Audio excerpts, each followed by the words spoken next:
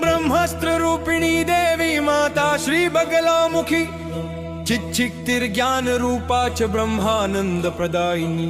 ओम महाविद्या महालक्ष्मी श्रीमत्त्रिपुर सुंदरी भुवनेशी जगन्माता पार्वती सर्वमंगला। ललिता भैरवी शांता अन्नपूर्णा कुलेश्वरी वाराही छिन्नमस्ता च तारा काली सरस्वती। जगत पूज्या महामाया कामेशी भगमालिनी।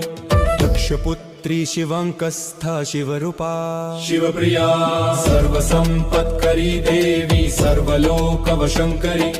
वेद विद्या महापूज्या भक्ताद्वेषी भयंकरी। स्तंभ रूपा स्तंभिनी च दुष्ट स्तंभनकारिणी। भक्त प्रिया महाभोगा श्री विद्या ललितांबिका।